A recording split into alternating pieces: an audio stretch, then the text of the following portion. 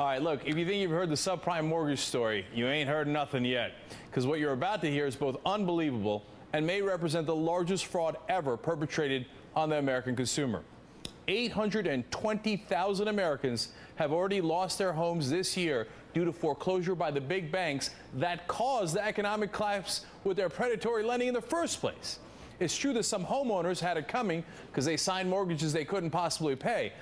But many, many more are being kicked out of their homes because courts simply want to process foreclosures as fast as possible, even when it can be proven that the owners paid their mortgages on time, and even when the banks can't produce the paperwork that they even own the mortgage. Matt Taibbi is the contributing editor for the Rolling Stone. He wrote the story in the current issue, and the title says it all: Invasion of the Home Snatchers, how the courts are helping bankers screw over homeowners and get away with fraud. All right, a lot to talk about here, Matt. First, let's talk about the original problem. How did this problem start in the first place? Okay, way back in the day, when you took out a mortgage, you were usually doing it with a local bank or a credit union, a human being who knew who you were and wasn't going to give you a mortgage if you were an unemployed drug addict, because they actually cared whether or not you were going to pay off that loan.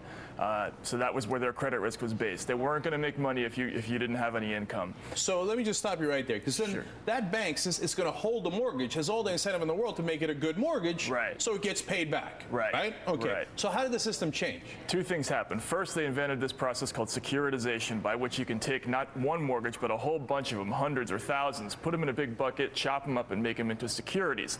That method allowed lenders to take their loans and then sell them off to somebody else on a secondary market.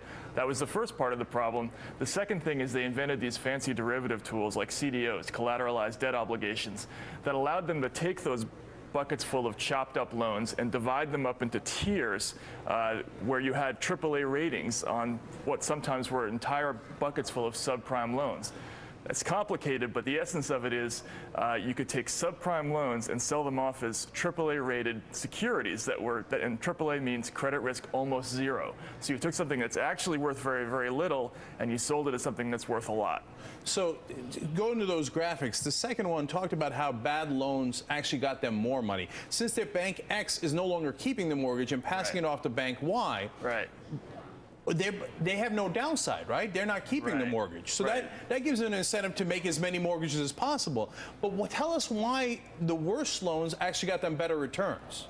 Well, the more risky the loans are, the higher rates of return that they pay.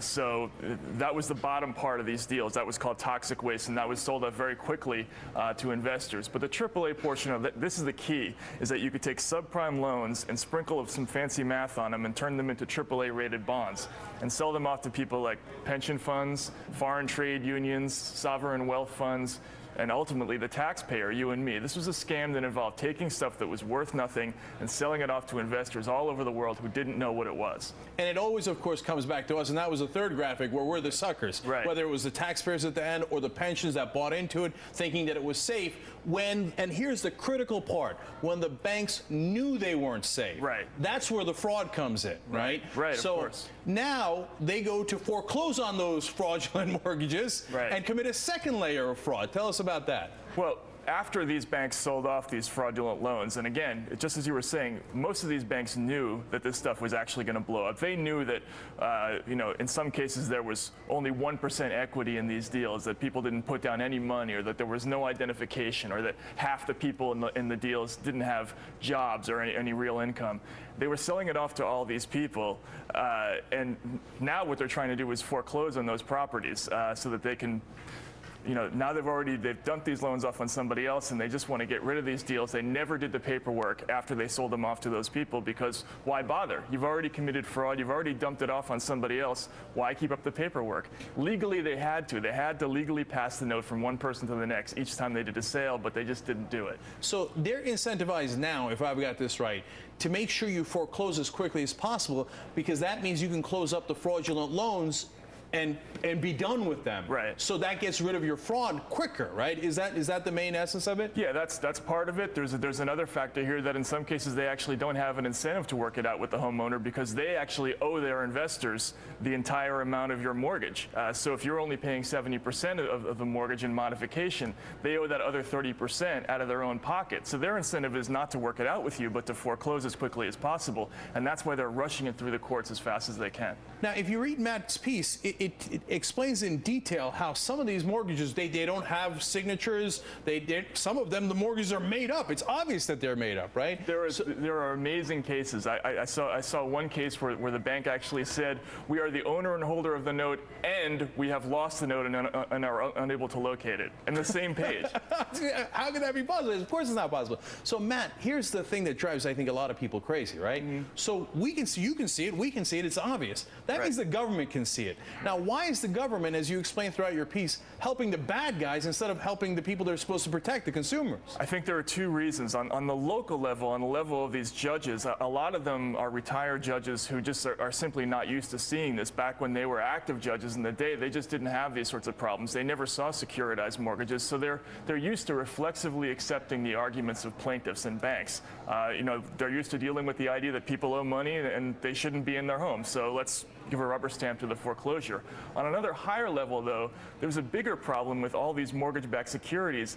The banks and the Fed, you and I, the taxpayer, we're all owners of billions and billions of dollars worth of this stuff. But if we actually start turning over some of these rocks, we're going to find they're actually worth 5 or 10 cents on the dollar.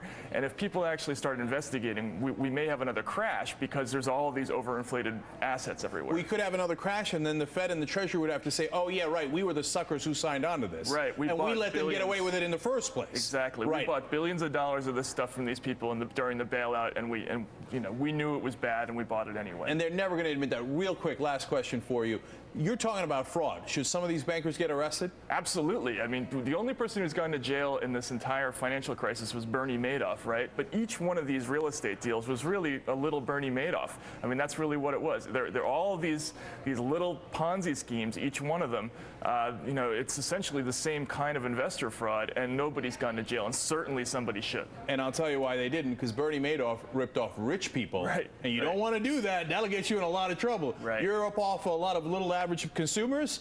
Well, that's no problem at all, right? Right. And that's the problem here, and we got to fix it. Matt, it was a great piece in Rolling Stone. Thank you for joining us. Thanks for having me. Really appreciate it.